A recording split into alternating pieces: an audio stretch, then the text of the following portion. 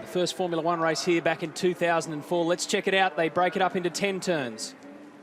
And that first complex of corners 1 through 4 is very tricky to negotiate. One of the rare locations on our V8 Tour where they get back to first gear down at turn 1. They climb the hill up at 6, 7 and 8. And the critical corner, I think, around here, certainly in terms of passing, but definitely a place to watch in terms of chaos, is down there at turn 4. And last year we saw a lot of action down there, people climbing all over the top of each other. The minimum speed in the corner is between about 55 and 60 kilometres per hour. It is one of the passing opportunities. Also into turn 6, the parallel back straight, the left-hander before you go up the hill, is an opportunity to sneak down the inside there on occasion as well. Something to watch over the course of the 3 races this weekend. Increased temperatures, blustery, windy conditions, and the question mark over brake performance. There's been a little bit of chat this weekend once again about the high stress on brakes here. In fact, a couple of teams are testing a different brake rotor this weekend with 72 vanes to try and process more air as pointed towards the future. In fact, Russell Ingall in qualifying had a problem with the rotor on the front right-hand corner of his car. Those people that are testing them include Brad Jones Racing and the Larry Perkins cars. James Courtney tried some on Thursday. Both he and Jim Stone reported that they were far happier with that as a brake package combination than the current rotor. As I mentioned, this is the second time that they've been here. Garth Tander was on pole last year. He also won a race, so too did Jason Bright and Todd Kelly. Bright finished with the overall round victory.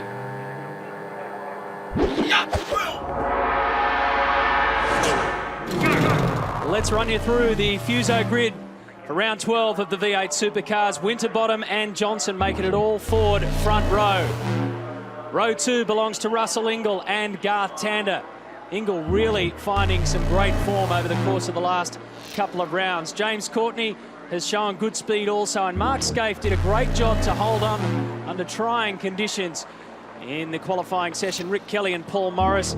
Paul getting his further start up the grid for 2007. Greg Murphy and Lee Holdsworth will round out the top 10. And here we find the first of the Team Vodafone cars of Craig Lowndes. Will Davison will start from position 12.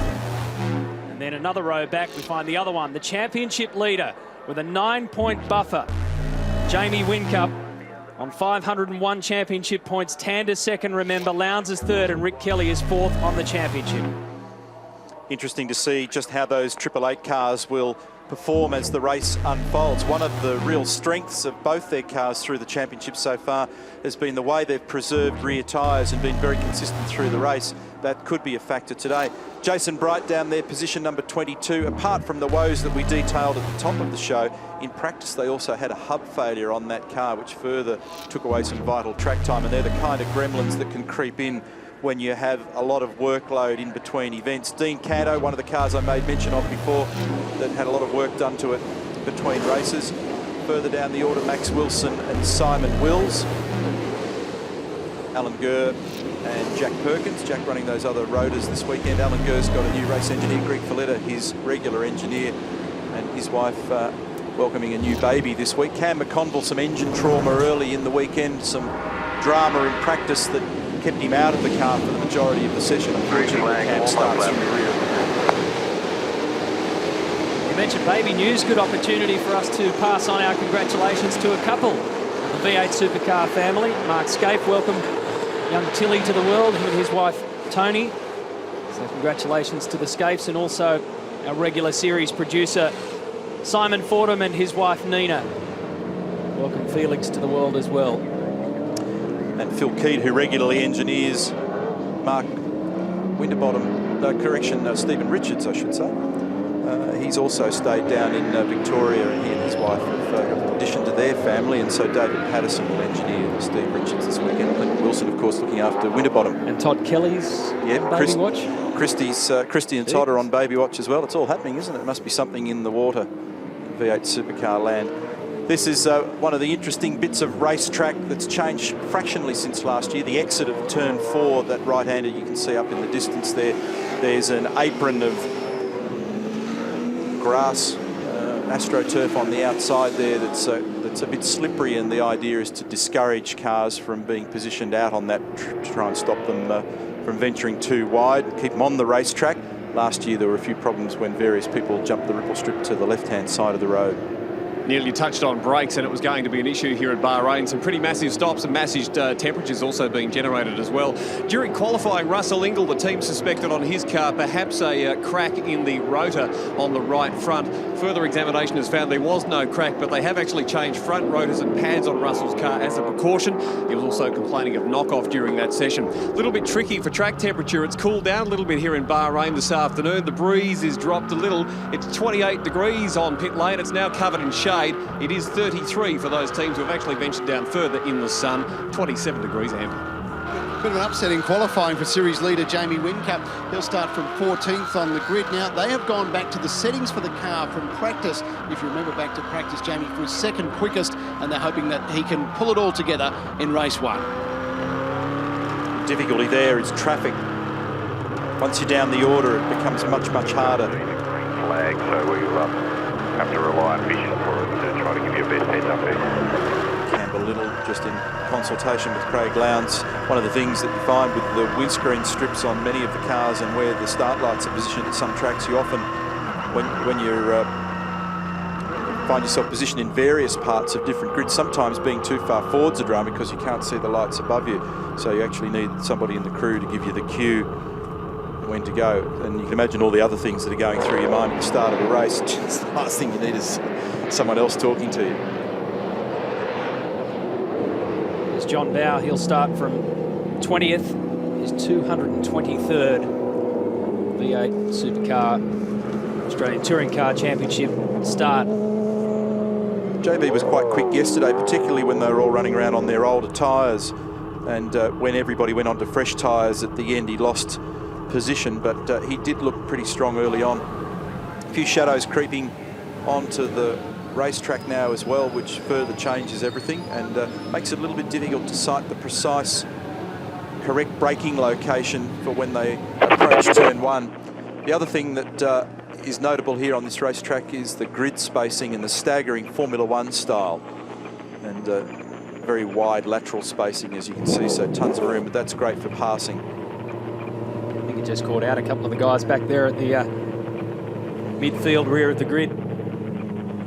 Coming in single file, being shuffled off to right and left. It's about a 45-second transition through that pit lane. You can see that white line at the back of the main straight there is the blend line. You must make sure you're to the right of that as you enter the pit lane. And there's also another one exiting pit lane, Formula One style. Gee, Winterbottom's giving away a lot of space there to the front of the grid. Now they're going to bring him up, no doubt, but he's a couple of metres behind there. You don't need to give the blokes around you a head start.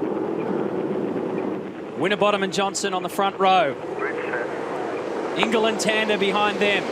A lot of room to work with down the main straight. But turn one is a completely different story.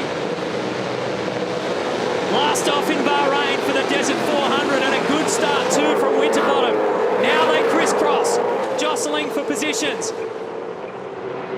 5 wide at one point there in the mid-grid. Winterbottom a great start. Not bad from Tander. He muscles his way in front of Stephen Johnson. So Tander's gone from 4th to 2nd. Johnson in 3rd. Lock up. Did they get through it? Well, some of them had to run wide, really wide. One of the Tasman Motorsport cars has gone off. Paul Morris in big trouble with the Vodafone cars. Both the Vodafone. Massive impact there for Lowndes. Massive impact.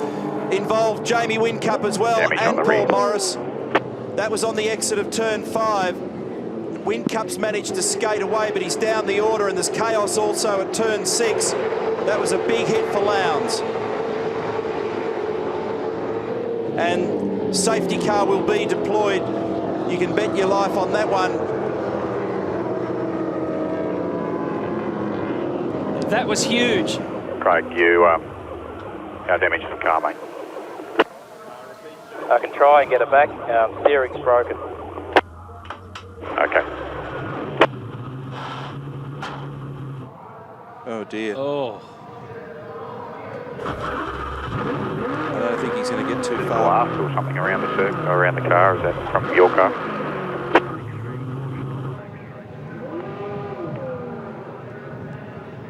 A complete mess. And look at Morris. Started inside the top 10 first time all season. now trying to get himself out of the Sirame Commodore. That'll be a struggle to repair some of that damage with the limited number of spares that teams have for these flyaways. Meantime, here's Jamie Whincup. Now, he was also in a jostle back at turn 4. Look at the damage on the left rear of that car. So Morris comes back onto the circuit here. Okay, Jamie, it seems to be okay. Watch the car. You need to see it a few times from a few angles to make up your mind as to what happened there, but looks like a 3-into-1 doesn't go there. Here's another angle, see whether this tells more of the story. I think the two wheels just interlocked there. Oh, have a go at Whincup. I tell you what, he slaps the wall there. He was super lucky to escape without much more major damage. It could well have been exactly what happened to Lowndes. I was worried for a moment that Lowndes could have been collected in the middle of the road. There's nothing worse than when these cars are crossed up sideways. That's the most perilous position for any of these drivers, when they're sideways to the traffic. And, so now that the order is lining up behind the WPS Chrysler safety car, we can take a look at who's exactly where. Those top 3 positions that they got through into turn 1 remain the same.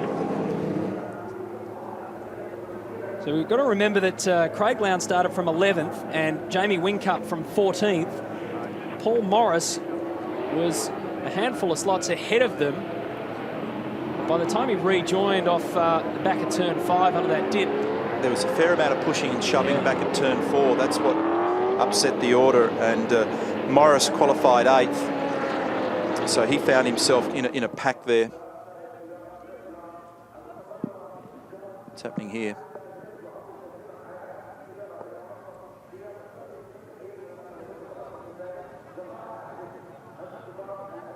Paul Morris sporting the mustachioed look for this one.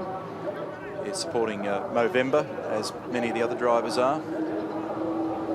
And I reckon both of them just can't believe it. You'll notice the next time we see the replay too, that little dip, it's exactly where Morris comes in. And I reckon it's enough to unsettle the car, notwithstanding the fact that there was junk going on all around him. So they're each exchanging stories, trying to figure out what happened, who did what to who. The glimpse of the bit that mattered that I could see, it looked to me as though wheels just interlocked.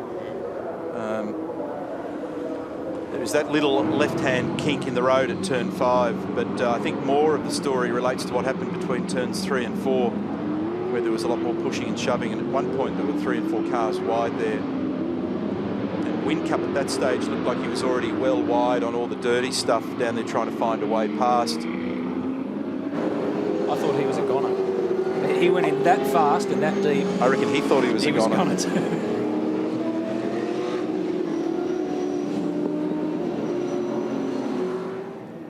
It's just that little tyre barrier there. See the one on the left? That's the one that he just avoided on the way out.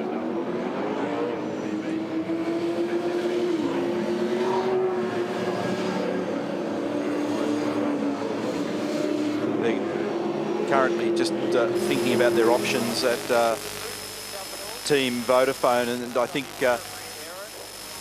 Whincup was contemplating coming in as soon as the pit window opened, but I think at the moment they'd be more likely to leave him out. There's a little bit of tyre smoke from the guard rubbing. You see he's way down the order at the moment. He's not even showing in the top 15 cars. He's 17th, Jamie Whincup.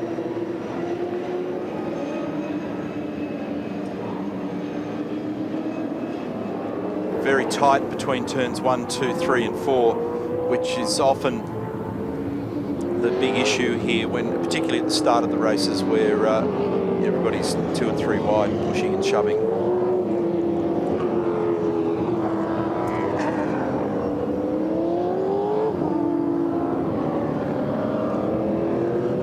Let's have a look again at the incident.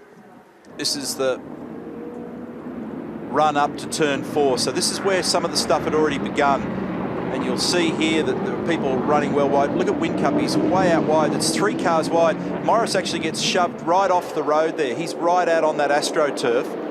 And then it'll be as he came back on to the racetrack where all that unfolded. So he's coming back from the left-hand, extreme left-hand side, and then they interlock. And then Jamie's gone hard left to avoid. He brushed the wall.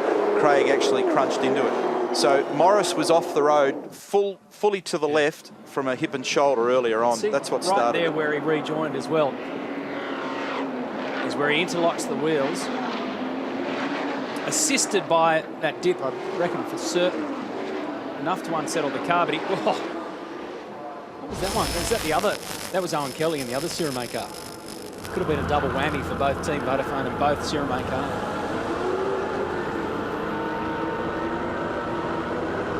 What speed are they hitting turn 5 at?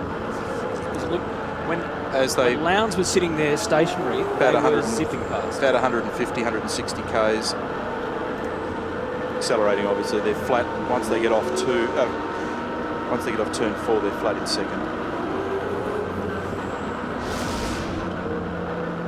On board here with Max Wilson, so one of the Rogers cars is out in the boonies there. Now turn 4, right-hander, and you'll see that's a glimpse of Morris and both Vodafone cars. Look, Morris is completely off the road, so he'd been pushed at that point, but you'd never know. It's hard to figure out who the black hat was on the inside.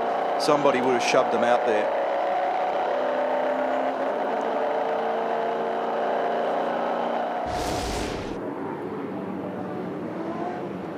Todd Kelly, maybe.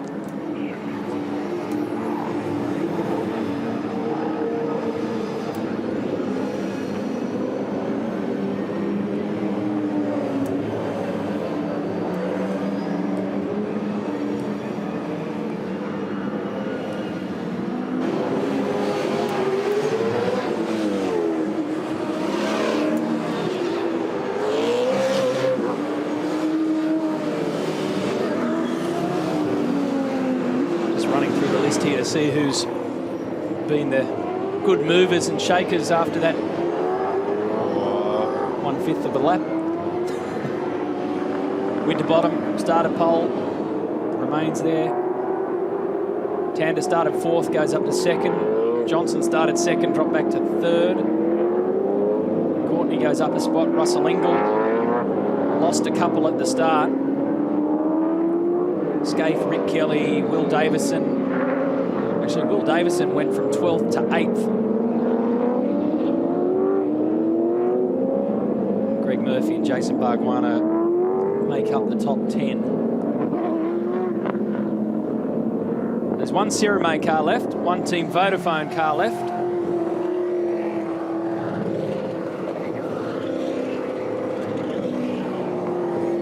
And if it...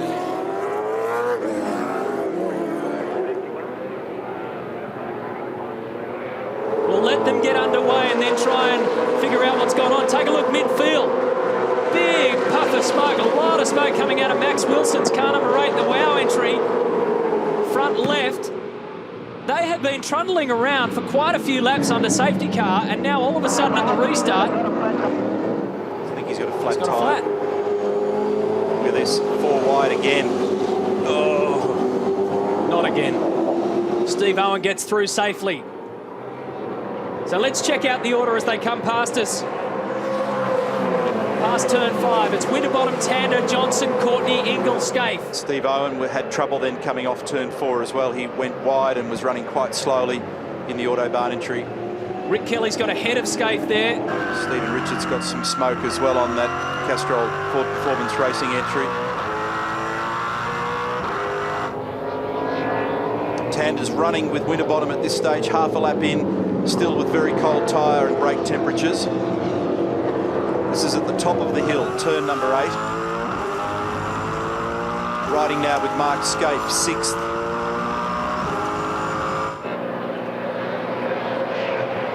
Scaife's actually dropped a spot in the course of that lap.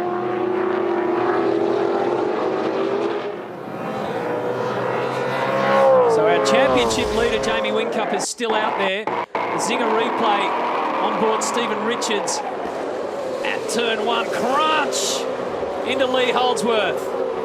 Out of my way. Yeah, that was because for some reason they'd all backed up in front, and that's the source of the smoke for Stephen Richards. All the damage on the front left-hand corner of that car. Paul Dumbrell making a move there on Max Wilson. It's just an ungainly corner, isn't it? Turn 1. Big speed reduction. They wipe off nearly 200 kilometres an hour there, from 275 down to about 55. So it's a huge hot stop. And the compulsory pit stop window opens on this lap.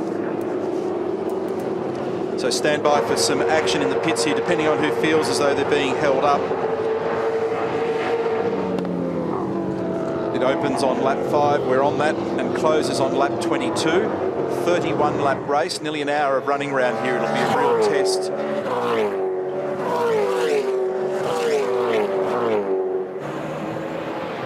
Whincup is coming in this lap, I understand.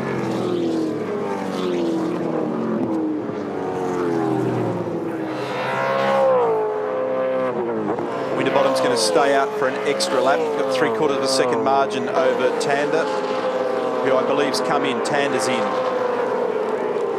125.2 for Mark Winterbottom. Very good speed. Courtney on Stephen Johnson. Done, but only just. Rear brakes really chirping all the way into the corner. James ended up pushing it wide there, and Junior thinks twice about having a crack. Locked the front right, held out wide off the ideal racing line. A few of the boys have said to me this weekend, if you're just literally a few millimetres offline, you're gone. Here's Garth Tander. Go.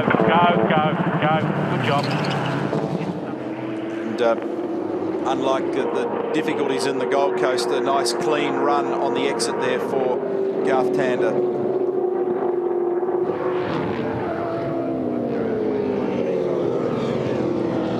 And Whincup's taken those rear tyres as well. They probably had a bit of a chance to look at the rear of that car and make sure it's safe. Being followed by Shane Price. So they're down in 26th and 27th at the moment. Looks a bit sad, doesn't it? It's like it's been bitten by a shark. And you can echo those remarks for Lee Holdsworth. That's as a result of the contact down at turn 1, right rear corner of that car caved in. And Stephen Richards was the one that actually hit it, but the reason for it was something happened in front of them that backed everybody up. Race leader's in, Courtney's the leader now.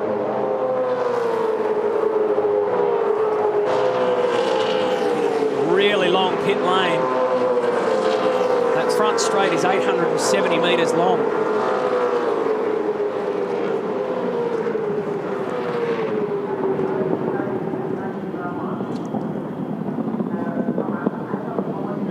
So in comes Winterbottom. As Neil mentioned, Courtney has the race lead. Stephen Johnson is second. How slippery that concrete is compared to the race surface. Go. He stuck it on the spot beautifully. Slide off and just keep an eye for Tander on the exit. You should be coming out in front of him.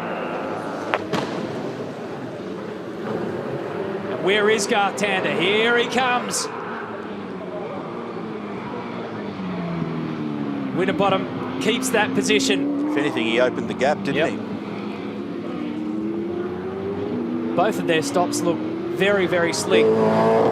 Russell Ingall rejoins as well.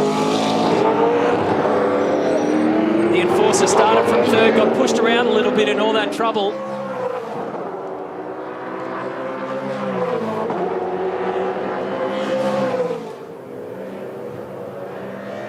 And Courtney's peeling off as well. That'll leave Stephen Johnson in command. He's got a 1.2 second margin over Rick Kelly, Mark Scaife. There they are. Okay, James. Slide off and attack Tander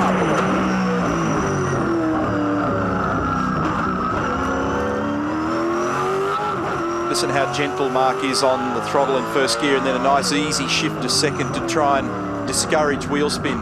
This is turn 4. It was that apron of AstroTurf where Morris was wide, and right here in that little kink. And I think what happened is that they caught the curb on the left-hand side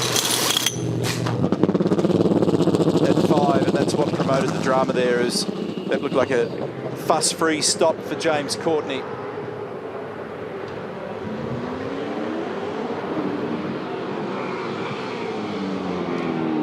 And I think done a good job here to jump up a spot.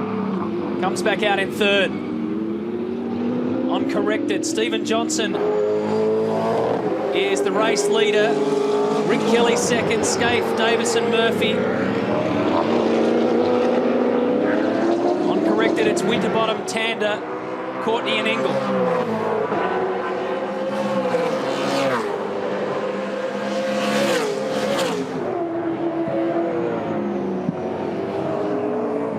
Down towards turn 6. So 3 long straights. They double back in front of the other grandstand, the Oasis Complex. A 3,000-seat grandstand, and also hosts the support cars. Their pit lane complex now back down the hill towards turn 9. A lot of talk about searching for grip out here, a very abrasive track and super slippery off it. But also the need to have horsepower and a good brake package. Pretty much you need the perfect car. Here's Stephen Richards.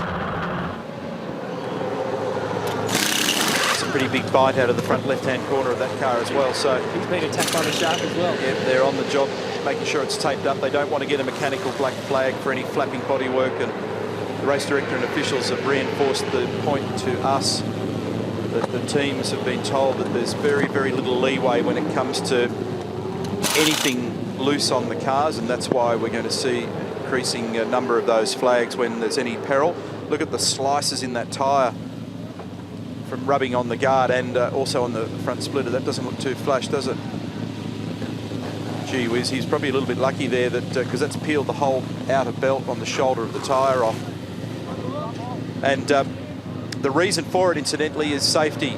They don't want any bits or pieces flying, A, into the crowd, B, onto any of the people signalling on the pit wall, or C, endangering other drivers. So both Scaife and Rick Kelly come in.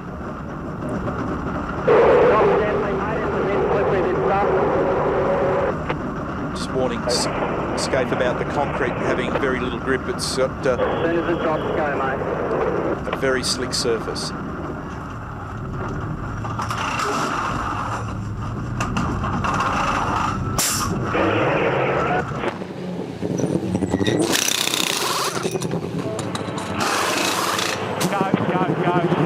Go. Merge, you're right, go.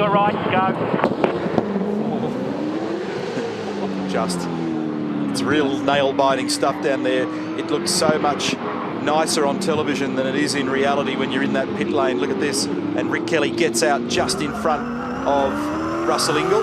She had to ride the curb to do it. And that's a pretty good gain by Rick Kelly. Oh, Rick's going to really battle to hang on to his spot here because Russell positioned himself nicely. It'll depend on their individual corner exit speeds. Russell might get up the inside here when they get down to turn 6. He's going to have a look, but no, I don't think he's close enough. And Rick's onto it and just moves half a car left. Look at the way the rear of the cars is sliding around.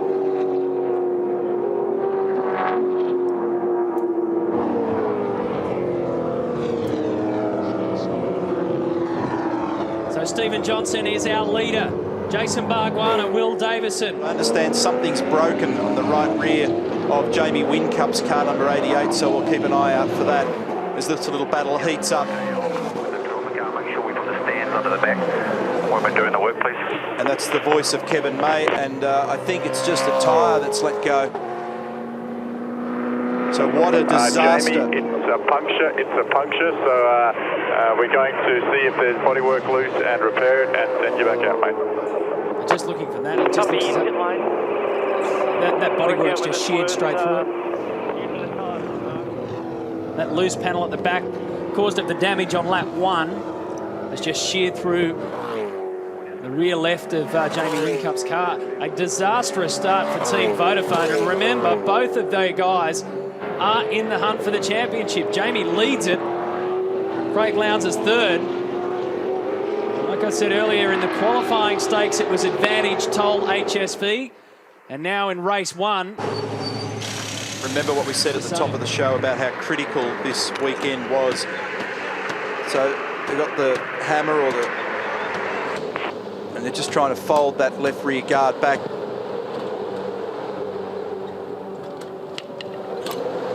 And car number 6, Stephen Richards, black flag, pit lane drive-through penalty for the infringement on Lee Holdsworth. Hold, just hold, mate. Just wait. Hold, we're just doing some more repair work. Okay, Andrew, let the car down, but hold. All right, where you go? Just double checking that there was enough room. Okay, Jamie, so you have a cold left-hand rear. Let's just go out and see if we can get a better starting point for the next race. Well, Craig Lowndes, it's all happening here in the Team Vodafone garage at the moment. We've got bits flying everywhere off your car, Jamie Whincup's car.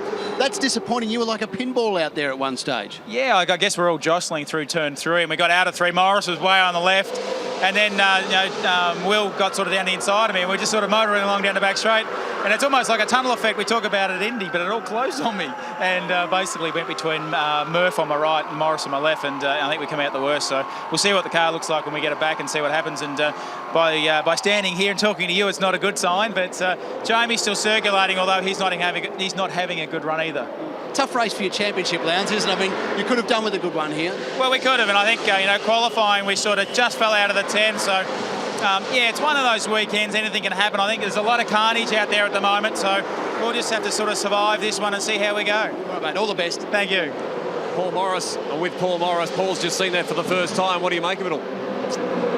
It just looks like 3 cars going for the same bit of road, doesn't it? So, obviously, Craig's got into the back of Murph and then Canada across into me, and we've both gone off the road. So, just one of those deals, I suppose. Spoke to the team earlier. They thought that you might have actually got a hit from Whincup behind. You didn't feel anyone hit you in the rear? Well, I didn't really. It happened so quickly. I was sort of more focusing on the next corner, going in a straight line, than it is just all turned to a blur. So, just happy to be here standing, really. All right, give the mower a go and race too. That's it. Thanks. I don't think it's one of those incidents where there'll be any ramifications afterwards, because I think it's just going to be one of those things that happens occasionally. And Paul probably summed it up, 3 into 1 doesn't go. It started much earlier than that, and that's the point. Back at turn 4 and even on the approach, and a bunch of people got wide of the racetrack, and once they start to come from off the racetrack back on, then they're coming from different lines, and that's when it gets hard to manage. That's the other thing about this circuit. It is conducive to having them 4 or 5 wide. There's so much space out there. Well, it looks as though there's so much space, but really in race line, there's not a lot. There's only one spot they want to be. And it's not the wall. Stephen Johnson, as you would have just heard right there, is under instructions to just keep it smooth and keep it moving. He is out with an 8.4 second lead over Jason Bargwanna, John Bowe, Jason Bright, Alan Gurr, the top 5 yet to pit. The other thing about the 888 situation, that I'm sure when they sit down and debrief the weekend, they'll absolutely put their fingers on the map and say, we didn't get enough out of ourselves in qualifying. And often when you find yourself down the order a little bit, it's when different things unfold. The further back in the pack you are, the more jostling there is and the harder it is to recover. And I'm sure that they'll recognise that too. 14-second margin, Stephen Johnson to Jason Bargwanna. They're playing a longer game at the moment. Still got laps up their sleeve to do that. James Courtney here in 8th at the moment. And are they parking up that car for good now? So whatever the drama is, must have something else bent under the rear that's making it unstable to drive. And if Jamie's feeling as though that he or the car are threatened in any way, it's better off just to park it, resolve the problem, and fight another game tomorrow. He's well and truly out of the points. What they were hoping for was a half-reasonable starting spot tomorrow, maybe a couple of spots up on where they were. This is still raging along, this little scrap between Rick Kelly and Russell Ingall, 9th and 10th. Rick knew just how important it was. Did you see when they came out that he just used every single millimetre that he could to get in front? It was a little bit of a risk taker too from Rick to squeeze on the inside of Russell at turn 1, but he did it because he knew he had to get in front of him. He managed to hold it, and he's held it over the last 4 out of the last 5 laps in terms of time as well. So they're starting to fall into a single file configuration. They've got all the hot air out of the start. Now it comes down to control and balance and car speed. Steve Johnson's going to come in this lap. He's the current race leader, 16.5-second margin. Gee, it's a tough view, isn't it? Coming down from turn 8 to turn 9, staring directly into the afternoon sun. Now let's see where Stephen Johnson rejoins this race. These guys will be screaming down the main straightaway. There goes Winterbottom. There's Tander. Courtney third. The gap between Courtney and Kelly is now filled by Stephen Johnson. He rejoins in fourth. So from the start, he's dropped 2 spots. But he's held that position effectively where he went in. Cam McConville's got a problem as well. The car is jammed in 3rd gear, so he's going to have to come in.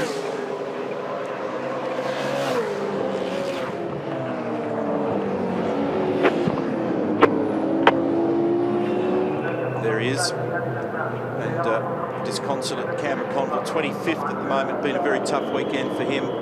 Tough season. And stuck in 3rd gear. Jason Bright now leads the race. Super Cheap Auto car number 50 entry is out of the race. Bright and Alan Gurr yet to pit. Winterbottom versus Tander versus Courtney is your top 3 uncorrected. Jamie Whincup as championship leader, this is not what you need. No, not at all. We got caught out in the conditions in qualifying and qualified mid-pack, which put us back in the field, and that's when, you know, you're vulnerable for incidents, and there was a coming together between Craig and Paul Morris and Will Davis in front of me, and I had the big swerve to miss him and clipped the wall. We got some damage on the back of the car, which delaminated the tyre. So we'd love to keep the Vodafone car out there running, but with the massive tyre degradation here, we're better off parking it and saving him for race 2 and 3. From where you sat, talk me through the incident. I mean, you've told me where it went off the road, but who hit who and what went wrong? Oh, I don't exactly know. I'm not going to. I've got to have a good look at the replay before I say who did what and who didn't do what. But 3 cars all tried to go into 1st gear hairpin corner, so it was never going to work. And you know, I could have been involved in that incident, but I swerved, but clipped the wall, and that's the end of me. Hard luck, Jamie. Thanks. Hard luck. We'll bounce back. I reckon when Jamie watches the replay, he probably still won't know. Isn't it amazing that everybody we speak to comes up with a different name of who may or may not be involved? Yeah. By the end of the day, 31 cars or 31 drivers will have been named. It's a bit like that when the racetrack's wide like this one. What is also interesting at the moment is the lap speed of the cars. The fastest lap in race 1 last year was generated. Sanders last 3 laps for 27.2, 27.2 and 27.4. And I'm on the moment crew, the mate, don't worry.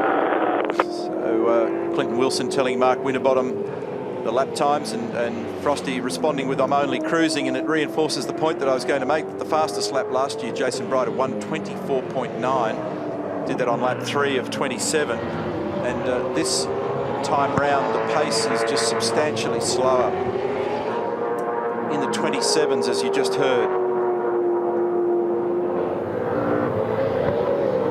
Garth Tander, the winner of 12 races this season. We've had 28 races now. This is race number 29. He's won 12 of them. The guy he's trying to catch, Mark Winterbottom, while he's posted 4 pole positions now for the year, is yet to lock down a race win.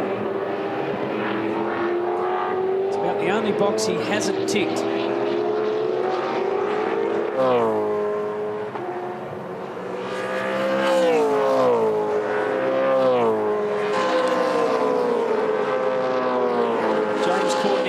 Stephen Johnson in 5th and 6th.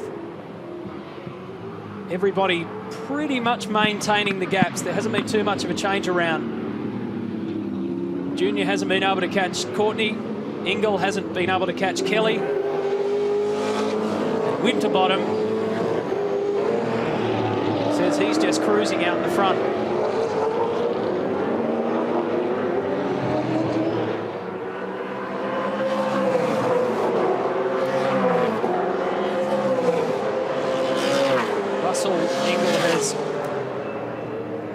qualified his car inside the top 10 over the last 4 straight rounds, including Sandown and Bathurst. Back of Courtney's car was sliding a lot, climbing the hill and up towards turn 7. So it looked on that shot at least as though he might just have a little bit more oversteer in the car. That'll hurt the left rear tyre and that'll make him a bit vulnerable to Stephen Johnson. Johnson just on a watching brief there at the moment, looking for some clear, cooler air.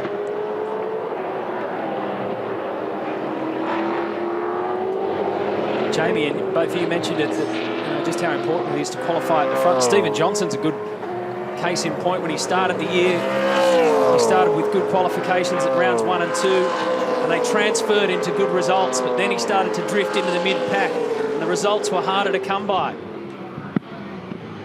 Junior's another one who's put himself inside the top 10 over the last 4 straight rounds. Thought he was going to creep up towards Courtney on turn 1 there.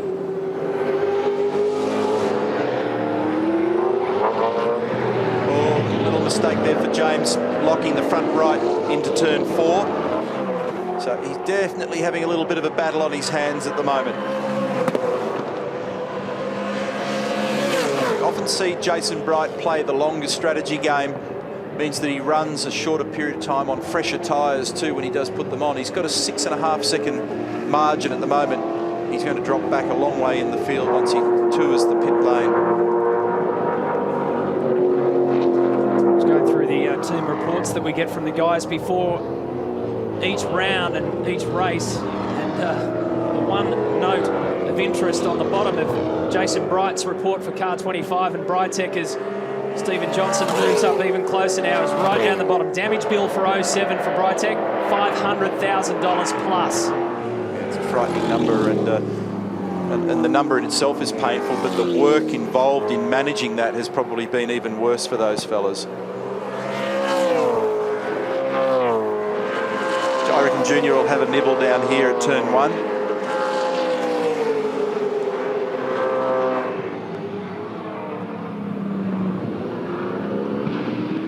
Again, Courtney closes the door. This time, much tighter. So Johnson, you get the feeling, just has to be patient, almost traded paint, probably gave him a kiss. On the way out of turn 4 onto 5. That was our race leader. He's out there doing it by himself at the moment, Mark Winterbottom. Oh, James running very wide that time at 6. Now Junior's right up on the outside of him as they go to 7. It's an awkward spot to be though. But he now definitely has the quicker car and has a look up the inside, gets it done. Well, locks a brake though, runs wide. James will come back on the inside and have another look here. Meantime... Well done, mate. Well done. Keep your head down. Nice and smooth, mate. Great work. Watch Rick. Rick saw the opportunity. So this 2-car battle has now become 3. But if I was counselling Rick, it would be think championship. But he's been very good at that. It was one of the hallmarks of his 2006 championship to make sure that he was in the right place at the right time. Be racy, think aggressive, but at the same time survive. He doesn't need to have a shunt here, particularly as both Vodafone cars are in trouble this weekend. So the order is now Mark Winterbottom has a 7.4 second lead over Garth Tander. Then Stephen Johnson 3rd. Car 4 is 4th. Rick Kelly 5th. Ingles into the picture there, he is 6th. Behind him is Scaife. Then Will Davison, Greg Murphy and Jason Bargwanna for our top 10.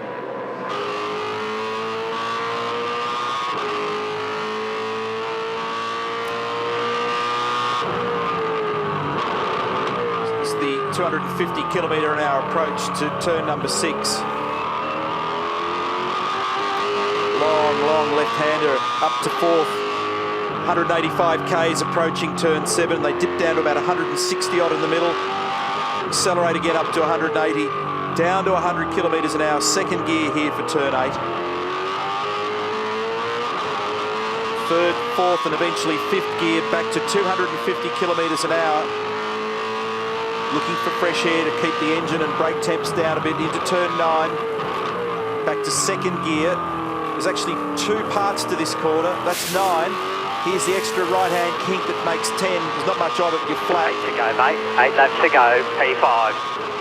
At 100% throttle, 6th gear, 270 odd kilometres an hour, and it's a huge hot stop down the other end. Speed's down a fraction, of course, because the tyre condition's down, so's the corner exit speed, and it's all the way down to first gear, 55 odd kilometres an hour, a little less in fact. Short shift to second, slide up to the curb. No rev limiter because they've lost a bit of pace in this track condition. Very slow through turn 4, 70 k's. That's where the incident was on the left. And running again back up to 5th gear. Gets you back to 250 clicks on the approach to turn 6. The lap goes by pretty quickly here. Winterbottom, 7.8 second lead. Tander, he's gone through to turn 1. Here's Johnson, Courtney, Kelly and Ingle has joined the train. Oh, Rick looked. He's got to be so careful because those gaps diminish. And when you bring the extra brake pressure on, it's so easy to flat spot the tyre.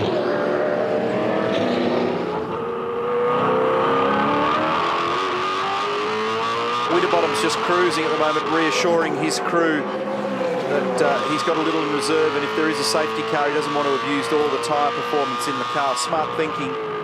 7.8 seconds back to Garth Tander, so it's a fair walloping at the moment that he's giving the field, but let's think championship. And Garth Tander is the best position of the championship contenders at the moment. I'll tell you what will happen if it ends this race the way that they are now. Winterbottom will get the race win and 24 points, but importantly for the championship, Tander will get 20 points and lead the championship. He would finish this race on 512. Jamie would be on 501, and Rick Kelly would move up to 3rd on 479. As they stand at the moment. 6 to go, mate. 6 laps to go. Great job, great job. Mathematician White on the job there with his abacus. 7.2 seconds. I got it off the back of your camel. Is the margin back to Garth Tander. Stephen Johnson, little stoush on here between Murphy and Bargwanna. Yes. Great drag. Great drag down the main straight. Up to turn 1. Barks goes wide, goes on the inside. Murph gets a little bit pushed and shoved. Holds on to the position. that had potential. Well, it looks nasty enough with 2 cars going in there. What about at the start when all 31 went in? And that dip that you were making reference to next to that curbing at turn 5, when we were on board then, that shot really emphasised how much the cars drop into the hole there. And I think you'll find it was the curb and the subsequent unsettling of the car which triggered that incident earlier on. Look at the different lines being used here by both drivers. Bargwanna, shallow line, trying to take some of the lateral load off the rear of the car. Murphy letting the car run wide, letting it flow. Net result's about the same. Look at this. This time, Rick Kelly, I think, is going to get the run on the inside. And Russell Ingall's in there as well. That was very close. Nothing between the teammates. Kelly goes up to 4th. Gets another 2 points. Here comes Courtney. He's probably in a position here to have Good a job, go. mate. Oh, he's giving him a little touch. And so it seemed anyway.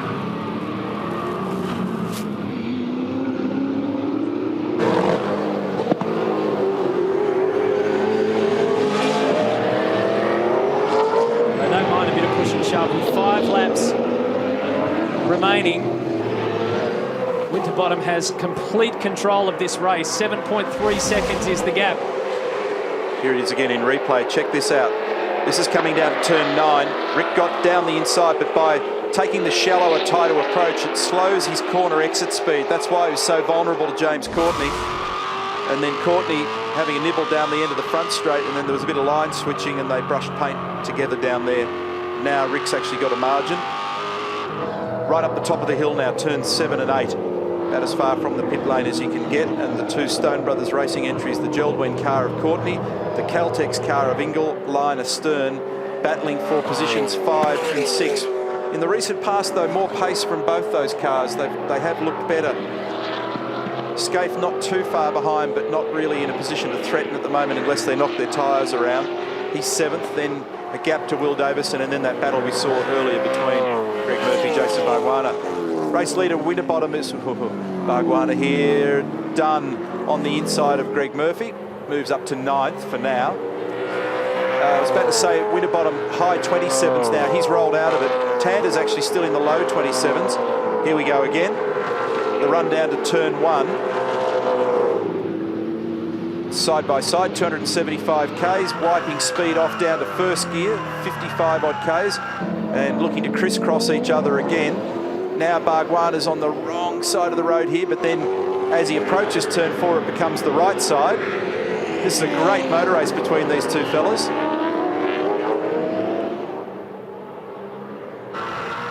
Giving each other some space, which is great.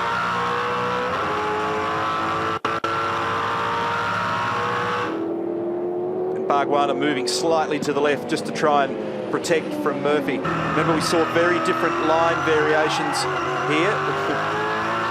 A little hello and welcome tap on the back there from Greg just to remind him that he's there. So Murph's found himself a new partner for this round. A new play partner. Remember, he had Russell at the streets of Indy. And speaking of Russell, he's through now on his teammate James Courtney, and slots himself up now to 5th position. Courtney looked a bit vulnerable earlier on. James looked like the left rear tyre was hurting slightly on that car. And it'll be interesting now to see whether Russell's got any pace in the clear air. Over the course of that lap too, just at the top out in front, Garth Tander managed to make up almost a second on the time of Mark Winterbottom. So the gap at the front, 6.5 seconds. Back to the battle at hand.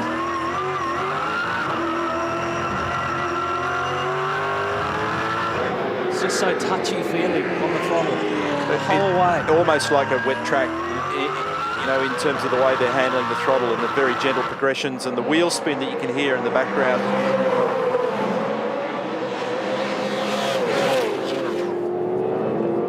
Remember, Stephen Richards was given a drive-through before, so he's not for position in this battle group. It's for his incident down at turn 1 with Lee Holdsworth. Somebody we haven't seen much of in the battle pack is Todd Kelly, with his car 22 stamped with the Chevrolet logo, the black Chevy colours. And there's Shane Price up inside the points, 12th. And Winterbottom's just responded to a bit more pressure here from Tander. He's just done a 27.1, Tander 27.6, so he had half a second in reserve there. And when he needed to, they told him that Tander was having a push, and he just immediately found half a second, and that'll be just a signal down the pit lane to say, I'm untouchable at the moment.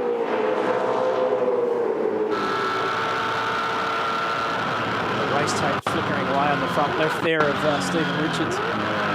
It's so rare, Cromley. I reckon we could go back through almost every single race and not find a driver who's come back and said to their team, yeah, I'm just cruising. Look at Shane Van Gisbergen. He's not cruising, he's struggling, but he got through there in the end. Jason Richards was, he could see it all happening, and he sidestepped what could have been, he put his hands in the air and rolled over on that one, because that was going to end up in chaos. Shane went down there with the rear brakes locked. Got away with it though. 7 seconds is the margin now, Winterbottom to Tander. And then it's another 7 seconds back to Stephen Johnson, and then 4.7 seconds back to Rick Kelly. So championship-wise, Garth Tander and Rick Kelly done nicely out of this. Meantime, their Triple Eight rivals are parked up, one off the edge of the road down on the side of turn 5, and the other one back in the garage. And that is a remarkable turn of events. Well, a complete turnaround from what happened at Bathurst in particular. It's been like that over the course of the last couple of rounds. And it starts with a bad qualifying, and it just underlines the point that we made at the top of the show about the pressure at this end of the series and how every little aspect of the game has just got to be perfect. So hard, particularly on a track with enormous performance variation like this one. Mark Skaife 7th. Exactly where he finished race 1 here last year. Mark Winterbottom didn't have a good trip to the Island Kingdom in 2006. He's done this easily, hasn't he? Yep. Despite the little hiccup with the cars coming out here on the truck, it's recovered very nicely. It's been that kind of season for Ford Performance Racing. They've really had to earn their stripes. Fantastic drive, mate. That's awesome. That's Clearly, total clearly control. the quickest car out there. Yeah, good job, guys. Complete control for Mark Winterbottom in race 1 of the Desert 400. Garth Tander 2nd. A telling blow in the championship picture. That's definitely the best the car's been all weekend. I think we'll be able to fight for that tomorrow. And Stephen Johnson flashes the lights as he goes over in 3rd and right to the death. James Courtney continues to be under attack. Rick Kelly 4th, Russell Ingall 5th, Courtney 6th, there's Skaife in 7th. Behind him is Will Davis in an 8th. Bargwanna will go across in 9th, and he's held off Greg Murphy for 10th. But the story of this one is Mark Winterbottom gets his first race win of 2007, and Garth Tander gets the championship lead off Jamie Whincup. What an amazing turnaround.